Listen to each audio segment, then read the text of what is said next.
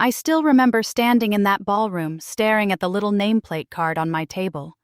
My hands were shaking so bad I almost dropped my purse. There, in fancy gold letters on cream-colored cardstock, it read, Gloria Washington, low-educated fake mom. Not mother of the bride. Not even just my name. They called me fake. They called me low-educated. At my own daughter's wedding. I looked around the room, hoping nobody else had seen it. The Whitmore family, that's my daughter Tanya's new in-laws, were all sitting at the head table, laughing and clinking champagne glasses. Dexter's mother, Claudette Whitmore, caught my eye and smiled. But it wasn't a warm smile. It was the kind of smile a cat gives a mouse right before it pounces. My daughter Tanya was still in the back getting ready. She didn't know. Nobody knew yet. Just me. Standing there in my Sunday best dress, the nicest thing I owned, feeling about 2 inches tall. Let me back up and tell you how I got here. My name is Gloria Washington, and I'm 67 years old.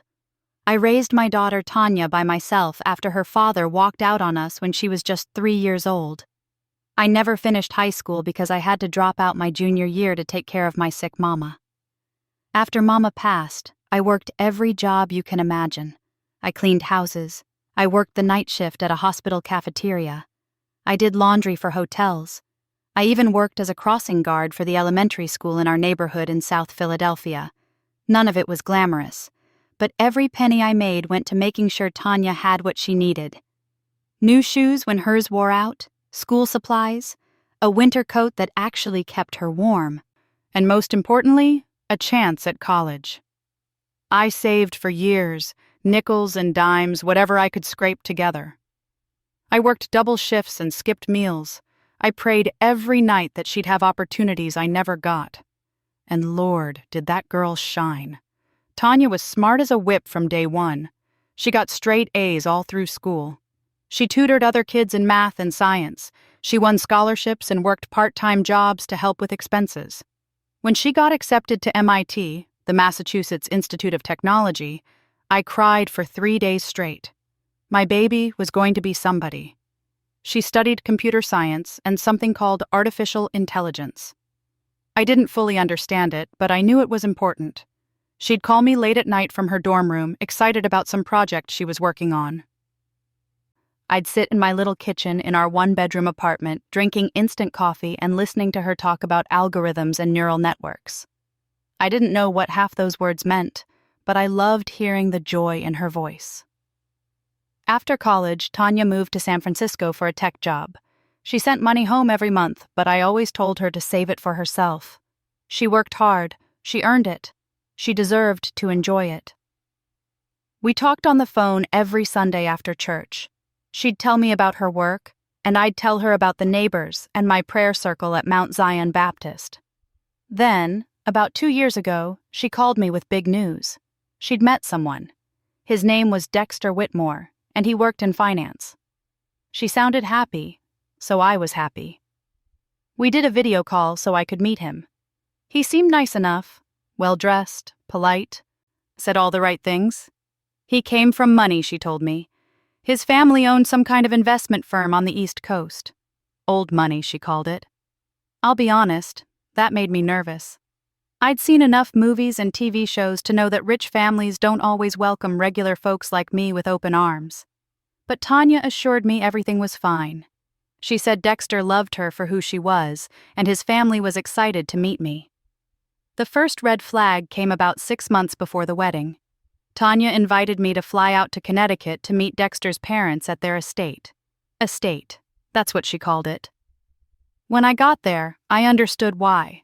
The house was bigger than my entire apartment building back home. They had a circular driveway, actual columns on the front porch, and a chandelier in the entryway that probably cost more than I'd earned in my entire life. Claudette and Harrison Whitmore met me in their sitting room. Yes, they called it a sitting room, not a living room. Claudette was one of those thin, elegant women who looked like she'd never broken a sweat in her life. She wore pearls and a cream-colored pantsuit, and her hair was styled in that perfect way that only expensive salons can do. Harrison was tall and stern-looking, with silver hair and a handshake that felt like he was testing my grip strength. They asked me about my work. I told them I was recently retired from my crossing guard job and that I'd worked various service positions throughout my life. Claudette's smile got tighter. She said, "Oh, how humble." The way she said that word, humble, made it sound like an insult. Harrison asked about my education. I told him the truth. I didn't finish high school because I had to care for my sick mother. He nodded slowly, then said, "Well, at least Tanya broke that cycle." Like my whole life was just something for my daughter to escape from. I felt my face get hot, but I kept my composure. My mama always taught me to keep my head high, no matter what. So I smiled and said, "Yes, sir. I'm very proud of her." The weekend was uncomfortable, but I got through it. Tanya seemed oblivious to her future in-law's coldness toward me. Or maybe she just didn't want to see it. She was in love, planning her dream wedding, and I didn't want to be the one to rain on her parade. Over the next few months, things got worse. Every time the wedding came up, I felt more and more pushed to the sidelines. Claudette took over all the planning. She picked the venue, the flowers, the menu, even Tanya's dress. My daughter would call me, excited about some detail, and I'd listen and say how beautiful it all sounded. But deep down, I felt like I was being erased from the picture. The Whitmores made it clear they were paying for everything. And when you're paying, you get control. I offered to contribute what I could, maybe pay for the flowers or the cake, but Claudette laughed it off. "Oh, Gloria, don't be silly. We've got this covered. You just show up and enjoy yourself." Enjoy myself. Right. I tried to talk to Tanya about it once, about a month before the wedding. I called her on a Tuesday evening and said, "Baby, do you ever feel like the Whitmores don't really accept me?" There was a long pause on the other end of the line. Then Tanya said, "Mom, they're just used to a certain lifestyle. Give them time. They'll warm up to you." But they didn't warm up. They froze me out. The week before the wedding, I flew up to Connecticut early. Tanya wanted me there for the rehearsal dinner and other pre-wedding events. I stayed at a hotel near the venue because Claudette said their guest rooms were all booked up with Dexter's relatives from out of town. That should have been another red flag. The rehearsal dinner was at some fancy country club. I wore my nicest outfit, a purple dress and matching shoes I'd bought special for the occasion. When I arrived, a young woman at the door checked her list and said, "Name, please?" "Gloria Washington. I'm the mother of the bride." She looked confused, ran her finger down the list twice, then said, "I'm sorry. I don't see your name here." My heart sank. Tanya came rushing over, beautiful in a white rehearsal dress, and said, "Mom, there you are." She sorted out the confusion. Apparently, Claudette had forgotten to add my name to the guest list, and got me seated. But here's the thing. I wasn't seated at the family table. I was at a table in the back with some of Dexter's distant cousins I'd never met. Tanya's father, who'd abandoned us 24 years ago and suddenly wanted back in her life once she became successful, was seated at the head table next to the Whitmores. That man had missed every birthday, every Christmas, every school play. And there he was, acting like proud Papa of the Year. I swallowed my hurt and made it through dinner. I told myself tomorrow would be better. Tomorrow was Tanya's big day, and nothing was going to ruin it. I should have known better. Before we continue, please drop a comment if you've ever experienced something like this. We'd love to hear your story, and subscribe to the channel to help us grow. The wedding day started out beautiful. September morning, perfect weather, sunshine streaming through the windows of my hotel room. I got up early, did my hair, and put on my mother of the bride dress. It was emerald green, elegant, and it made me feel pretty for the first time in a long time. I looked at myself in the mirror and thought, "Your baby is getting married today. This is a happy day." The ceremony was at some historic mansion with gardens that looked like something out of a magazine. When I arrived, there were people everywhere. Photographers, wedding coordinators, guests in fancy clothes. I felt out of place, but I held my head high and walked in. That's when I saw Claudette near the entrance. She was directing people, making sure everything was perfect. When she saw me, she waved me over. "Gloria, there you are," she said in that sweet voice that never reached her eyes. "We've got you at a lovely table inside. Follow me." She led me through the main hall into the reception area.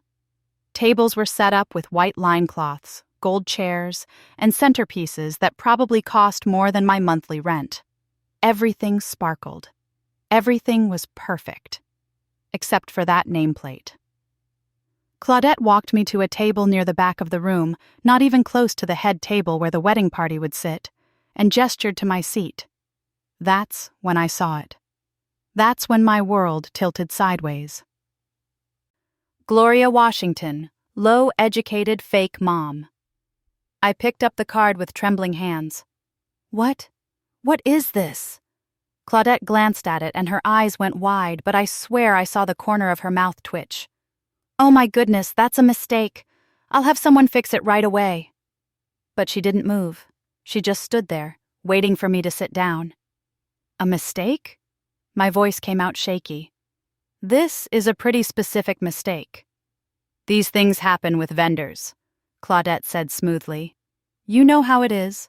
Don't let it ruin your day. Sit, relax, enjoy the ceremony." My hands were shaking so bad I had to set the card down before I dropped it. Other guests were starting to arrive, taking their seats, looking at their nameplates. I wondered how many of them had seen mine. I wondered how many of them thought it was true. I sat down because I didn't know what else to do. My chest felt tight, like I couldn't get enough air. I wanted to leave. I wanted to go back to my hotel room and cry. But this was my daughter's wedding day. I couldn't leave. The ceremony started. Tanya walked down the aisle, and she looked absolutely beautiful. My baby girl, all grown up, in a white dress that cost more than my car. I should have been crying tears of joy. Instead, I was crying tears of shame and anger, trying to wipe my face without ruining my makeup. They said their vows. They kissed. Everyone applauded. And then the wedding party made their way to the reception area for the dinner and speeches. Tanya spotted me from across the room and waved, her face glowing with happiness. I waved back, forcing a smile. She started to walk toward me, weaving through the tables with Dexter beside her. That's when she saw the nameplate. I watched her face change, watched the joy drain right out of her eyes. She picked it up, read it, and then read it again, like she couldn't believe what she was seeing. "Mom," she said quietly, "what is this?" "Your mother-in-law called it a mistake," I said, trying to keep my voice steady. Tanya's whole body went rigid. She turned to look at the head table where the Whitmores were sitting. Dexter leaned in and whispered something in her ear, probably trying to calm her down, but she shook him off. She walked straight to the head table, still holding that nameplate, with her white dress trailing behind her like a flag. The whole room went quiet. You could have heard a pin drop.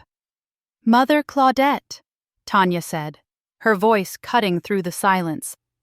"Can you explain this?"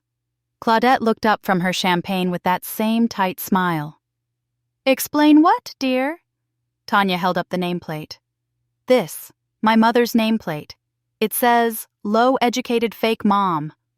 There were gasps around the room. People started whispering. Harrison Whitmore cleared his throat like he was about to say something, but Tanya cut him off. "I want to know who approved this," Tanya said. Her voice wasn't loud, but it was firm, strong. I'd never heard her sound like that before.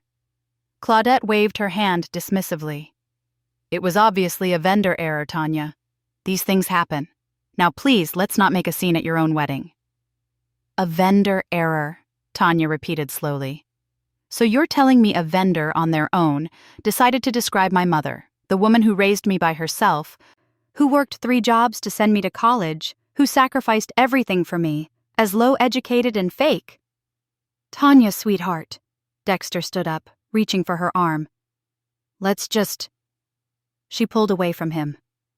Don't you dare tell me to calm down right now. I wanted to disappear. I wanted the floor to swallow me whole. All these people were staring, and my daughter was making a scene, and this was supposed to be the happiest day of her life. Baby, I called out from my table. It's okay. Let it go. Please.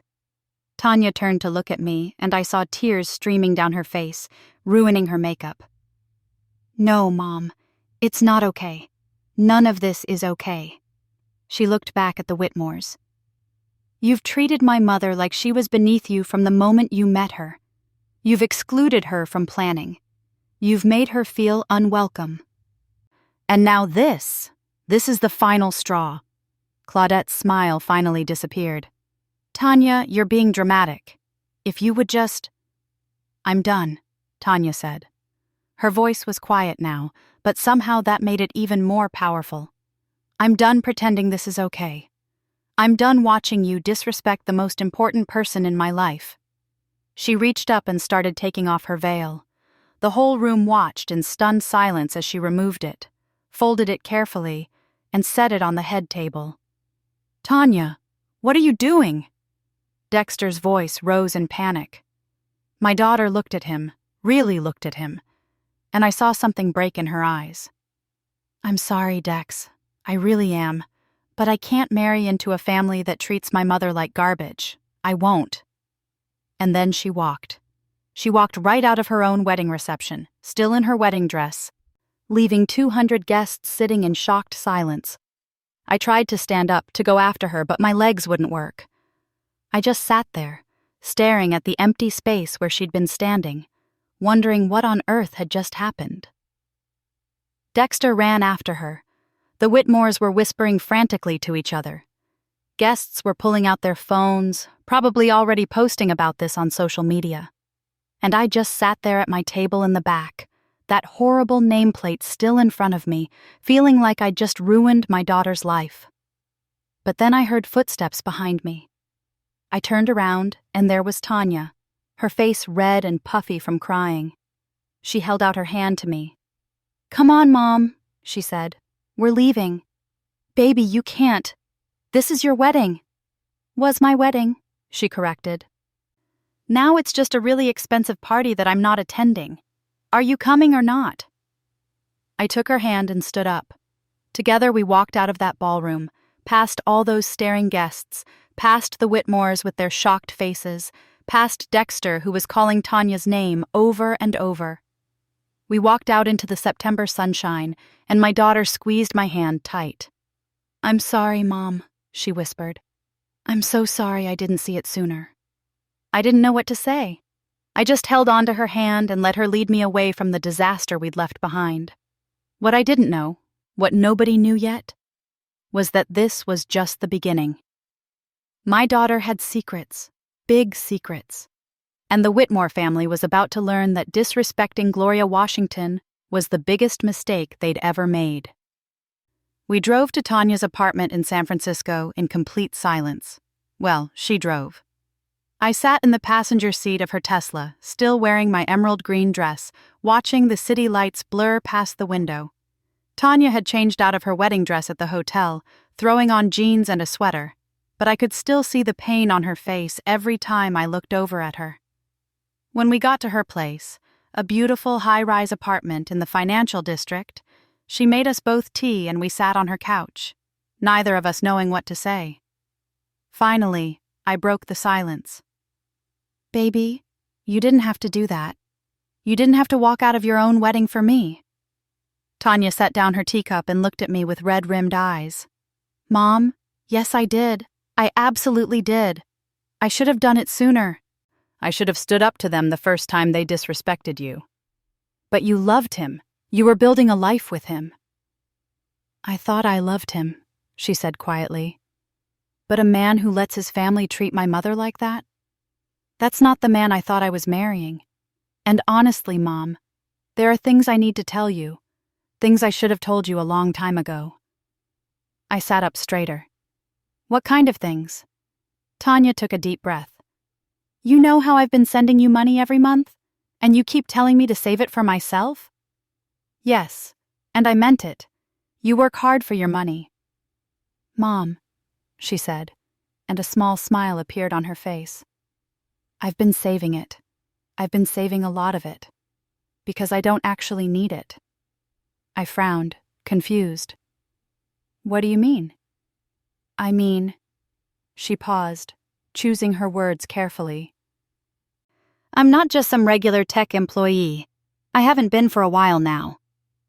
She got up and went to her home office, coming back with a folder full of papers. She spread them out on the coffee table in front of me. 5 years ago, she explained, I developed an AI algorithm for medical diagnostics. It can detect certain cancers and diseases earlier than traditional methods. I patented it, and then I licensed it to 3 major pharmaceutical companies. I stared at the papers, not understanding most of the words I was seeing. Mom, I'm a millionaire. Actually, I'm worth about $47 million. The room started spinning. 47 million? Yes, ma'am, and I've been very quiet about it because I didn't want my wealth to change how people saw me. I didn't want to attract the wrong kind of attention. I wanted to live normally, find love for the right reasons, and make sure I stayed grounded. I couldn't speak. My baby girl, who I'd raised in a 1-bedroom apartment, who I'd scraped and saved for, was worth $47 million. Why didn't you tell me? I finally managed to ask. Tears started flowing down her face again. Because you would have worried. You would have thought I didn't need you anymore, or that I was too good for our old neighborhood or something like that. But Mom, none of that money means anything without you. You're the reason I am who I am. You're the reason I worked hard enough to create something valuable in the first place. I pulled her into a hug and we both cried. Happy tears, sad tears, confused tears, all of them mixed together. There's more, Tanya said, pulling back and wiping her face. About 6 months ago, when the Whitmores started showing their true colors, I started doing some research. The Whitmore Investment Group, that's Dexter's family business. They're worth a lot on paper, but they've been making some risky moves. Bad investments, over-leveraged properties, some questionable offshore accounts. I don't understand half those words, baby. It means they're not as solid as they pretend to be. They're old money, but they've been bleeding money for the past few years. They need capital. They need investors. A knowing look crossed her face. So, I became an investor. My eyes went wide. You what? Through a shell corporation, a fake company name so they wouldn't know it was me. I bought a 35% stake in Whitmore Investment Group. I'm their largest outside investor. And according to the contract I had my lawyers draw up, if certain performance benchmarks aren't met, I have the option to buy another 20%, giving me majority control. I sat back on the couch, trying to process what she was telling me. You own part of Dexter's family business? A big part. And they have no idea. The deal was handled by my lawyers. All Claudette and Harrison know is that some investment firm called Cascade Holdings bought in. They don't know Cascade Holdings is me. Before we continue, quick question. What would you do in this situation? Let us know in the comments and don't forget to subscribe for more stories like this. I looked at my daughter like I was seeing her for the first time. This wasn't just my baby girl anymore. This was a powerful woman who'd been playing chess while everyone else was playing checkers. What are you going to do? I asked. She smiled, but it wasn't a happy smile. It was the smile of someone who'd been pushed too far and was ready to push back. I'm going to show them what happens when you disrespect Gloria Washington. The next morning, Tanya's phone wouldn't stop ringing. Dexter called 15 times. Claudette called 8 times. Even Harrison called twice. She ignored all of them. Instead, she got on the phone with her team of lawyers. I listened as she explained what had happened at the wedding. I watched as she gave clear, calm instructions about what she wanted done. This was a side of Tanya I'd never seen before. Powerful, strategic, absolutely in control. Around noon, there was a knock on her apartment door. Tanya checked the security camera and sighed. "It's Dexter." "Do you want me to go to the bedroom?" I asked. "No, Mom. I want you right here beside me. You're part of this conversation." She opened the door. Dexter looked terrible. He hadn't shaved, his eyes were red, and he was still wearing the same clothes from yesterday. "Tanya, please," he said. "Can we talk?" She let him in but didn't offer him a seat. We all stood in the living room, awkward and tense. "I'm sorry," Dexter said. "I'm so sorry about the nameplate. That was unacceptable. My mother was completely out of line." "Was she?" Tanya asked coldly. "Because it seemed pretty intentional to me." "It was a mistake. A stupid, horrible mistake. But we can fix this. We can have another ceremony. A private one. Just us and the people we care about.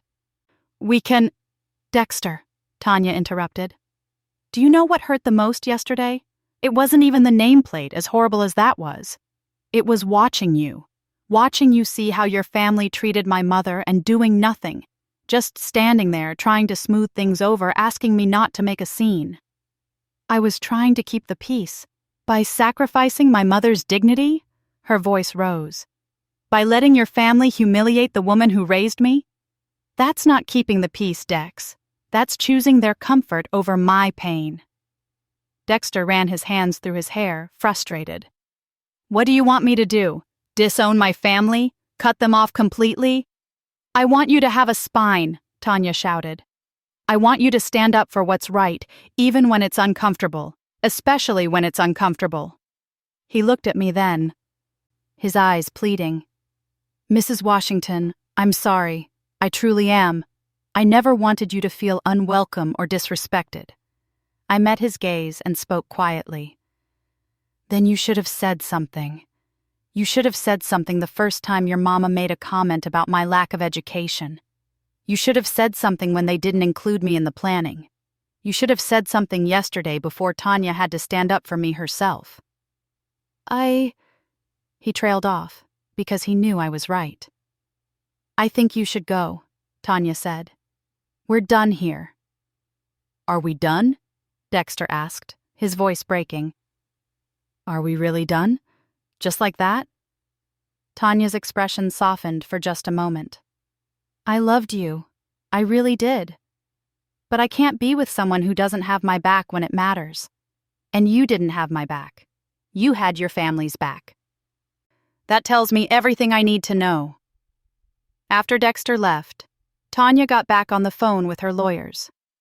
I made us lunch, grilled cheese sandwiches because even millionaires need comfort food, and we ate while she worked. That evening, she told me her plan. "Monday morning," she said, "my lawyers are going to notify Whitmore Investment Group that Cascade Holdings is exercising its right to audit the company's financial records. It's in the contract. Any major investor can request an audit if they have concerns about company management." "Will they find something?" I asked. "Oh, they'll find lots of things. Mismanaged funds, questionable transactions, some investments that weren't properly disclosed to other stakeholders. Nothing necessarily illegal, but definitely enough to make the other investors nervous." "And then what?" "And then, while they're scrambling to clean up their mess and reassure their investors, I'm going to make my move. I'm going to trigger the performance clause in my contract. They haven't met their quarterly benchmarks. They've been covering it up with creative accounting, which means I have the right to buy that additional 20%. Giving you control of the company." "Exactly." Tanya leaned back in her chair. "And once I have control, I'm going to make some changes. Starting with removing Harrison and Claudette from the board of directors." I felt a mix of emotions. Pride in my daughter's strength, worry about what this might do to her, anger at the Whitmores for pushing things this far, and if I'm being honest, a little bit of satisfaction at the thought of them getting what they deserved. "Baby," I said carefully, "I don't want you to do something you'll regret. I don't want you to become someone you're not. just to get revenge for me. Tanya reached across the table and took my hand. Mom, this isn't just about revenge. This is about justice. They didn't just disrespect you. They disrespect everyone they think is beneath them. They've been running that company like it's their personal piggy bank, making decisions that hurt their investors and employees. Someone needs to hold them accountable. Are you sure about this? I've never been more sure of anything in my life. The weekend passed in a blur. Tanya worked with her lawyers preparing documents and strategies. I called my prayer circle back home, Miss Ernestine, Miss Coretta, and Pastor Williams's wife, Sister Ruth, and told them everything that had happened. They prayed for us over the phone, and hearing their voices made me feel stronger. On Sunday evening, Claudette called. This time, Tanya answered on speakerphone. Tanya, dear. Claudette's voice dripped with false sweetness. I've been hoping we could talk about yesterday's unfortunate incident. You mean when you deliberately humiliated my mother at my wedding? There was a pause. It was a vendor error, as I explained. But if your mother was offended, I do apologize. If she was offended? Tanya's voice went ice cold. That's not an apology, Claudette. That's you pretending to apologize while actually blaming her for being offended by your insult. Well, I don't appreciate your tone, young lady. I'm trying to extend an olive branch here. I don't want your olive branch. I want you to understand what you did and genuinely apologize for it. But I don't think you're capable of that. I don't think you even see what you did wrong. What I did wrong? Claudette's voice rose, the fake sweetness disappearing. Let me tell you what's wrong. What's wrong is you embarrassing our entire family by walking out of your wedding. What's wrong is you throwing away a good man and a good family over some ridiculous name card that was clearly a mistake. What's wrong is you choosing your mother's hurt feelings over your future. There it is, Tanya said. The real you. You know what, Claudette? You're right. I did choose my mother over your family, and I'll do it again, every single time. Because my mother is worth 100 of you. How dare you? I'm not finished. You and your family built your whole identity on being better than everyone else. Better breeding, better education, better connections. But you know what you're not better at? Being decent human beings. My mother, with her lack of education and her service jobs, has more class in her pinky finger than you'll ever have. When Dexter hears about this conversation, Dexter can't save you. Nobody can save you from what's coming. There was a long silence on the other end of the line. When Claudette spoke again, her voice was low and threatening. Is that some kind of threat, Tanya? No, Claudette, it's a promise. You humiliated my mother publicly. You made her feel small and worthless at what was supposed to be one of the happiest days of our lives. And now, you're going to learn a very expensive lesson about respect. Tanya hung up before Claudette could respond. I looked at my daughter, this powerful woman who'd become someone I barely recognized, and I felt a surge of pride mixed with concern. No turning back now, I said quietly. No turning back, she agreed. Monday morning came. Tanya was up at dawn, dressed in a sharp business suit, her hair pulled back, looking every inch the powerful executive she was. She kissed me goodbye and headed to her lawyer's office in downtown San Francisco. I spent the day at her apartment, trying to distract myself with TV and prayer, but my mind kept wandering. What had we started? Where would this end? Around 3 p.m, Tanya came home early with a huge smile on her face. It's done, she said. The audit request has been filed, and Mom, you should have heard the panic in Harrison's voice when my lawyer called to notify them. He knows something's wrong. He just doesn't know how wrong yet. When will you tell them? That you're Cascade Holdings? At the board meeting next month. I'm going to walk in, introduce myself as their majority stakeholder, and watch their faces when they realize the woman they treated like garbage is about to take everything they have. That night, as we ate dinner together, my phone rang. It was a number I didn't recognize, but the area code was Connecticut. I answered. and a man's voice said, "Mrs. Washington, this is Harrison Whitmore. I think it's time we had a conversation." I looked at Tanya. She nodded, giving me permission to engage. "What do you want, Mr. Whitmore?" I asked. "I want to fix this situation. I'm a reasonable man, and I think we can come to some kind of understanding. What will it take for Tanya to come back to the table? What will it take for us to move past this unpleasantness?"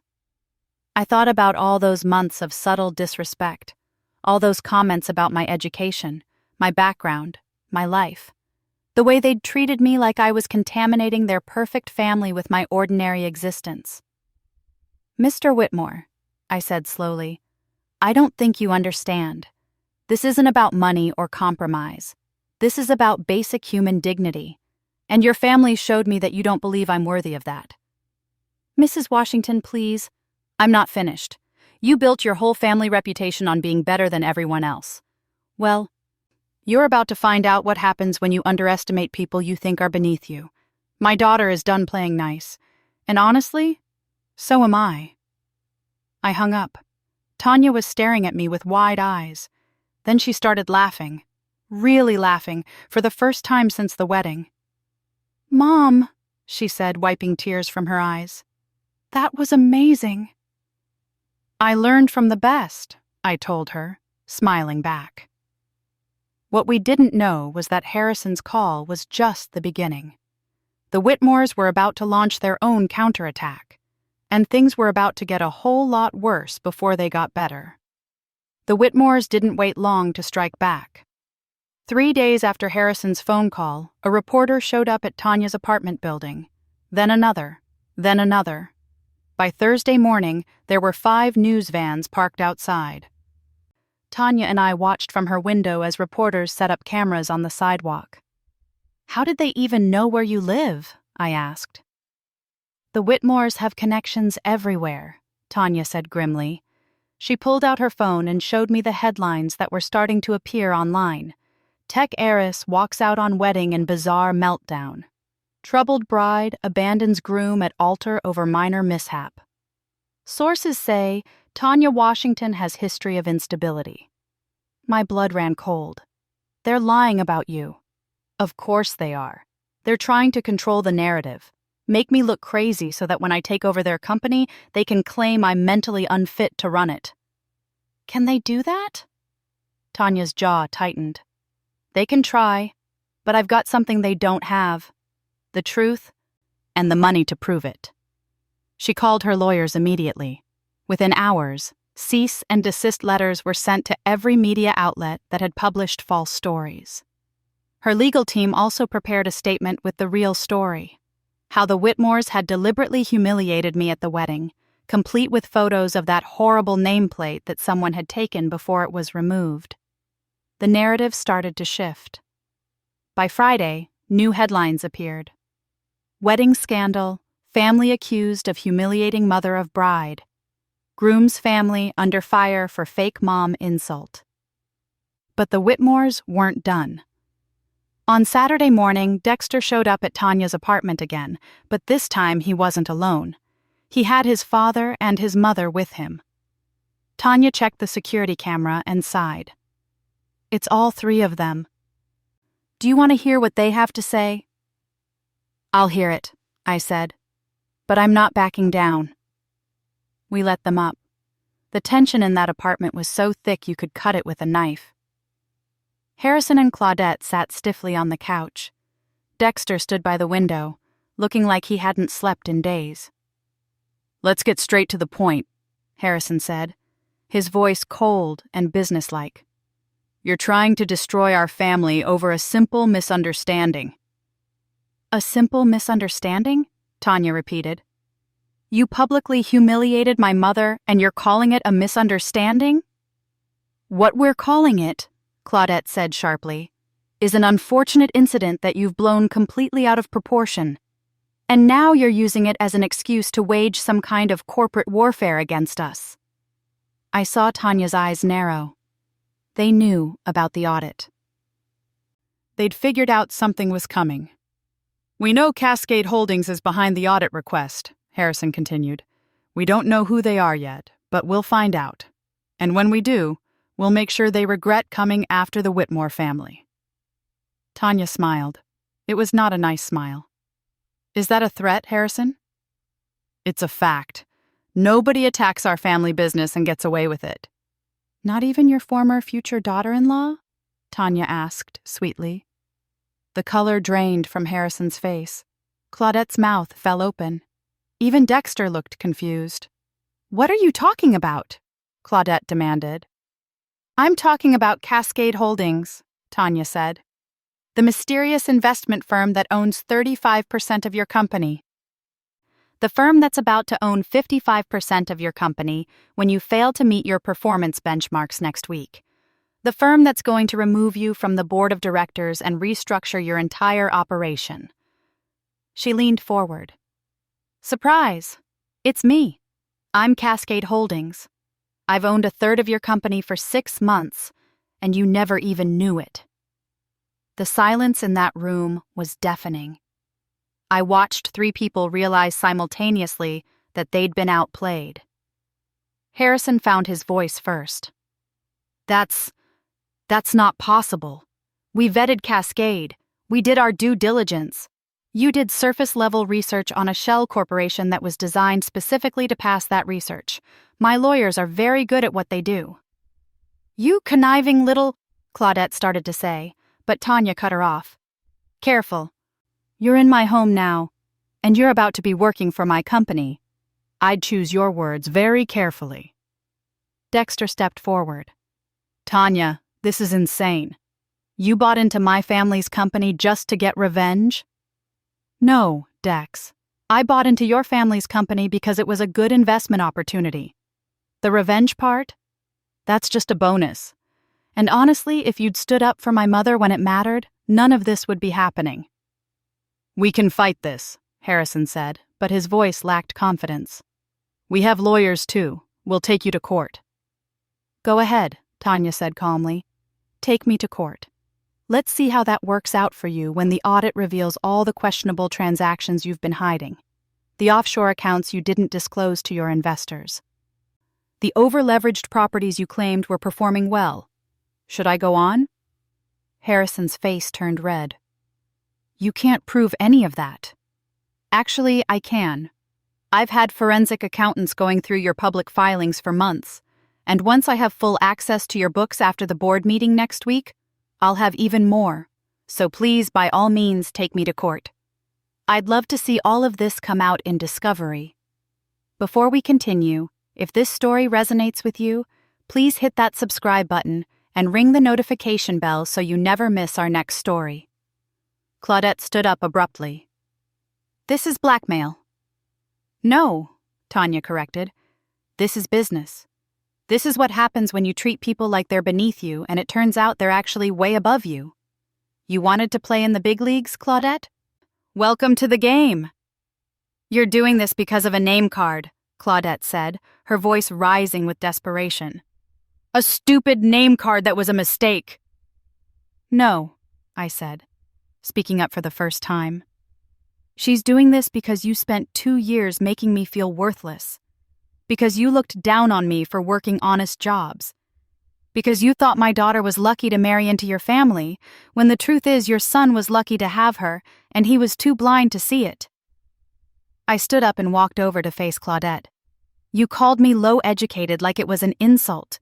You called me fake like I was pretending to be Tanya's mother. But I am her mother. I'm the one who raised her. I'm the one who sacrificed everything so she could have opportunities I never had. And that girl you looked down on? She's worth more than your entire family combined.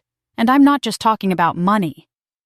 Claudette had tears in her eyes, but I couldn't tell if they were tears of anger or genuine emotion. "I think it's time for you to leave," Tanya said quietly. They left without another word. Dexter was the last one out, and he paused at the door. "I really did love you," he said to Tanya. "I know," she replied. "But love isn't enough when you don't have the courage to stand up for it." The board meeting was scheduled for the following Thursday. Tanya had me come with her, not just as moral support, but as a reminder to the Whitmores of exactly why this was happening. We walked into the boardroom of the Whitmore Investment Group headquarters in Manhattan. It was all dark wood paneling and oil paintings of stern-looking white men in suits. The kind of room designed to make you feel small and insignificant. But Tanya didn't look small. She looked powerful in her navy blue suit, carrying a briefcase full of documents, with her head held high.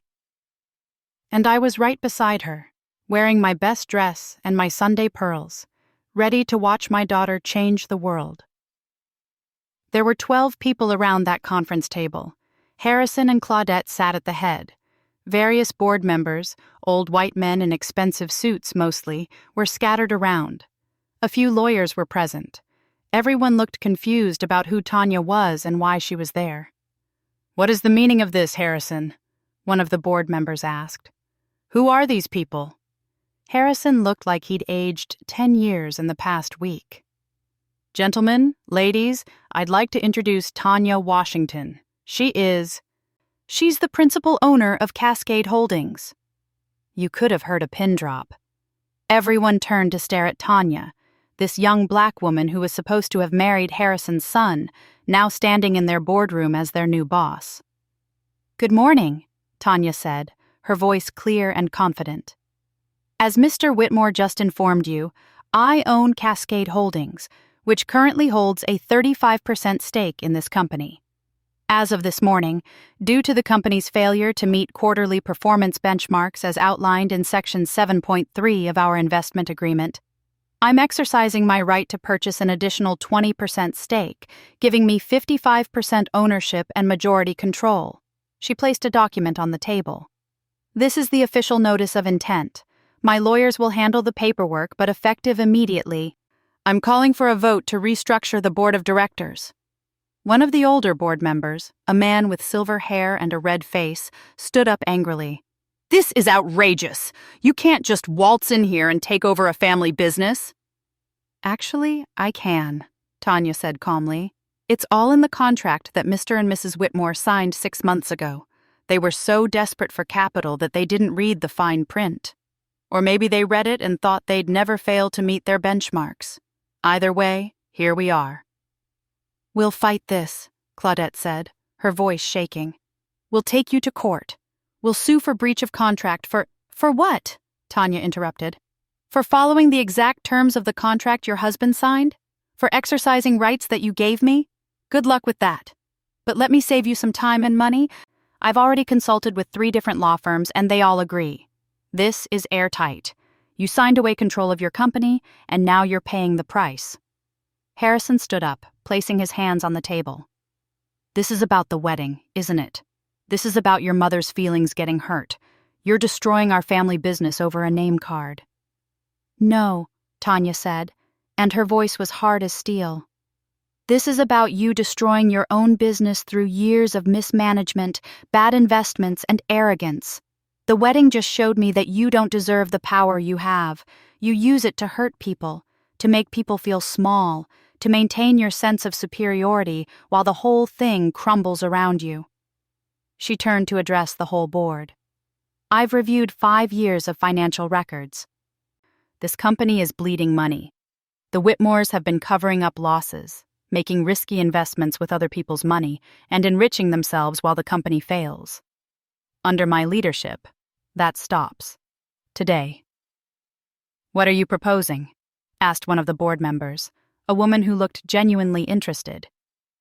"I'm proposing we remove Harrison and Claudette Whitmore from the board effective immediately. I'm proposing we bring in new leadership with actual expertise in modern investment strategies. I'm proposing we clean house, make this company transparent and accountable, and turn it into something worth being proud of." The vote took less than 10 minutes. 8 board members voted in favor of removing the Whitmores. 2 voted against. 2 abstained. It was done. Harrison and Claudette had to pack up their offices that same day. I watched from the hallway as they carried boxes out of the building they'd controlled for 30 years. Claudette was crying. Harrison looked like a broken man. Part of me felt bad for them. But a bigger part of me remembered that nameplate. Remembered every dismissive comment, every condescending smile, Every moment they'd made me feel less than. "Justice," I whispered to Tanya. "Justice," she agreed. But the Whitmores weren't quite done. 2 weeks later, they filed a lawsuit claiming Tanya had defrauded them, that she'd deliberately concealed her identity to manipulate them into signing a bad contract. It was a desperate move, and everyone knew it, but it meant we had to go to court. The trial took place 3 months later in a Manhattan courthouse. I sat in the gallery every single day, watching my daughter defend herself against people who'd once thought she wasn't good enough for their family. The Whitmores' lawyers tried everything. They claimed Tanya had used insider information from Dexter to make her investment. They claimed she'd deliberately sabotaged the company's performance to trigger the buyout clause. They even tried to paint her as mentally unstable, bringing up the wedding walkout as evidence. But Tanya's lawyers were better. They showed the timeline, how Tanya had bought into the company before she'd even met Dexter. They showed the public financial records that proved the Whitmores were mismanaging the company long before Tanya got involved. They showed the contract the Whitmores had signed, with all the clauses clearly spelled out. And then they brought out the nameplate, that horrible nameplate from the wedding. They showed it to the judge and the jury as evidence of why Tanya had walked out of her wedding, not because she was unstable, but because she had dignity and self-respect. I was called to testify. I sat in that witness box wearing my Sunday best and told the truth about everything. About how the Whitmores had treated me from day one. About the wedding. About that nameplate that had broken my heart. "Mrs. Washington," the Whitmores' lawyer asked during cross-examination, "isn't it true that you encouraged your daughter to walk out of her wedding? That you put her up to this revenge scheme?" I looked that man right in the eye and said, "Sir, I didn't have to encourage my daughter to do anything. She's a grown woman who knows her own mind. But I'll tell you this, I raised her to stand up for what's right. I raised her to defend people who can't defend themselves. I raised her to know her worth and not let anyone make her feel small. If that led her to walk out of a wedding where I was being disrespected, then yes, I'm proud of how I raised her." The courtroom erupted in applause. The judge had to bang his gavel to restore order. The jury deliberated for less than 4 hours. They found in Tanya's favor on all counts. The Whitmores' lawsuit was dismissed, and they were ordered to pay Tanya's legal fees. We walked out of that courthouse into the sunshine, and Tanya hugged me tight. "We did it, Mom," she whispered. "We actually did it." "You did it, baby. I just stood beside you. That's all I've ever needed. You standing beside me." 6 months later, the Whitmore Investment Group was thriving under Tanya's leadership. She'd brought in new board members, diversified the investments, and made the company profitable again. She even kept the Whitmore name, not out of sentiment, but because she said it was a reminder that legacy means nothing without character. Dexter reached out once, about a year after everything went down. He apologized. A real apology this time, not the half-hearted attempts from before. He told Tanya he'd been going to therapy, working on himself, learning to stand up to his parents. She wished him well but made it clear they were done. Some bridges, once burned, can't be rebuilt. As for me and Tanya, we're closer than ever. She bought a beautiful house in Oakland with a mother-in-law suite, and I moved out to California to be near her. We have Sunday dinners together every week. She still calls me after church to tell me about her week. She's dating now, a nice man named Adrian who works for a non-profit and treats her with respect. More importantly, he treats me with respect. He asks about my day, listens to my stories, and calls me Miss Gloria like he was raised right. I think about that nameplate sometimes. Low-educated fake mom. Those words that were meant to destroy me ended up being the spark that lit a fire. They reminded my daughter what was really important. They showed her that family isn't about money or status or education levels. It's about loyalty and love and standing up for each other. I'm 68 years old now. I didn't finish high school. I worked service jobs my whole life. I don't have fancy degrees or important titles. But I raised a daughter who changed the world. I raised a daughter who knew that her mama's dignity was worth more than a fancy wedding or a rich family's approval. And you know what? That makes me more educated than Claudette Whitmore could ever hope to be. Because I learned the lessons that matter. I learned that kindness is more important than status, that character is more valuable than wealth, that standing up for what's right is worth any sacrifice. The Whitmores lost their company, their reputation, and their pride, but they never lost the most important thing because they never had it in the first place. They never had love that was stronger than their ego. Me and Tanya, we've got love that can move mountains, love that can tear down empires, love that can survive anything. And that, more than any revenge, is the real victory. That's all for today's story. If this touched your heart, please subscribe for more stories and drop a comment. We read every single one.